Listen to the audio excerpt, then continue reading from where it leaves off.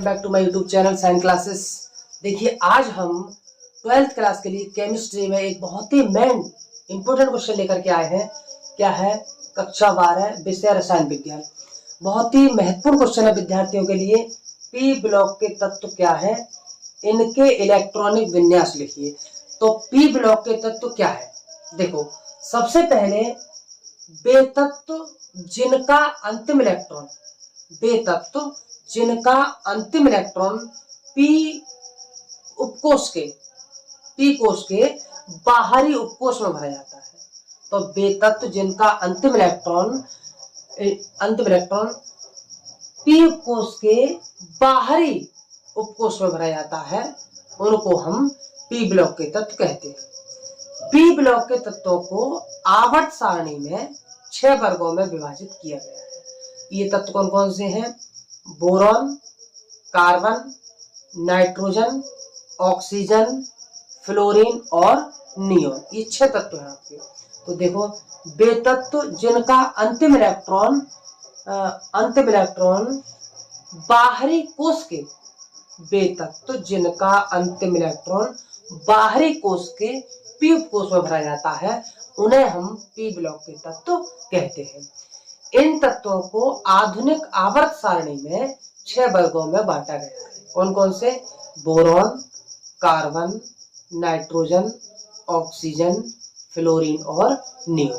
तो देखो, अब आपको पता लग गया कि ये तत्व क्या है। अब हम आपको इसके इलेक्ट्रॉनिक विन्यास लिखवा दे रहे हैं।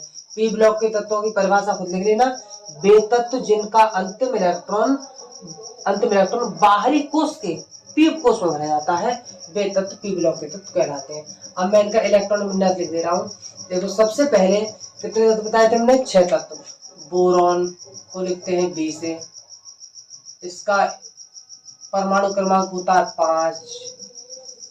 Boron. Carbon 6, nitrogen 7, oxygen 8, fluorine 9, neon इसका होता है 10।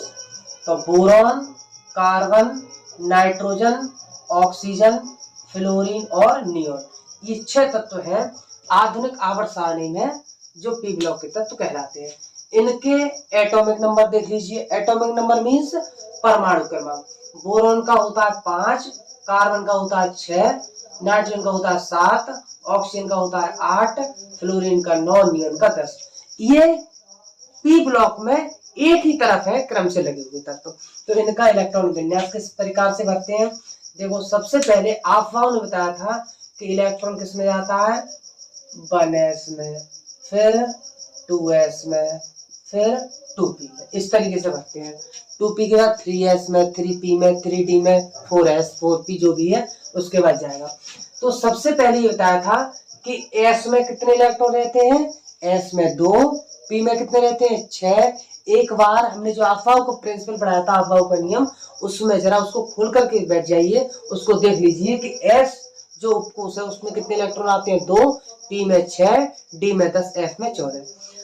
s में अगर आपके पास 3 इलेक्ट्रॉन है तो s में आने चाहिए 2, a जो रह जाता है p में चला जाता है। तो देखो, s में कितने आएंगे? 2, s में 2 और 2 4, हमें कितने की जरूरत है? 5 है।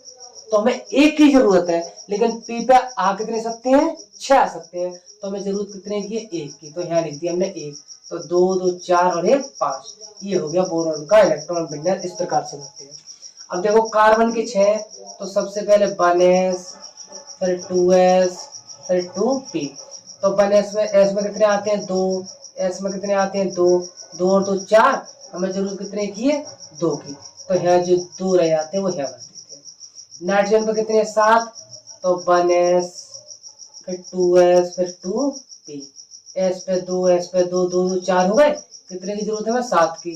तो 4, 3 की जरूरत है, 3 भर दी हमने।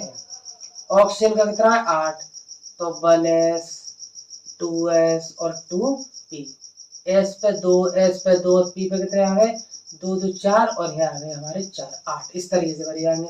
फ्लोरीन पे 9 है, तो 1s, 2s, 2p। तो s पे 2, p पे कितने आ गए? 2, 2 4 और ये आ गए 5। नियोन पे 10 है, तो 1s 2s और 2p, s पे 2s पे 2 p पे कितने की जरूरत है 6। देखो नियम 10 है तो 2 2 4 और 6 10। इस प्रकार से हम p ब्लॉक के तत्वों के इलेक्ट्रॉनिक विन्यास को भरते हैं। आगे और भी है, शून्य वर्ग के तत्व है डी ब्लॉक के एलिमेंट्स हैं। आगे जो आएंगे मैं आपको प्रत्येक की वीडियो आप तक पहुंचाता रहूंगा, लेकिन हमारे जो मेन टॉपिक है उनको आप एक नोट्स बना दीजिए, उनको तैयार कर लीजिएगा। और बोर्ड एग्जाम में पी ब्लॉक के तत्व बहुत ही महत्वपूर्ण प्रश्न पूछा जाता है विद्यार्थियों से, तो आप इसकी तैयारी कर लीजिएगा। और हमारे चैनल को सब्सक्राइब करना, बेल आइकन प्रेस करना मत भूलिएगा, जिससे आपको आगे की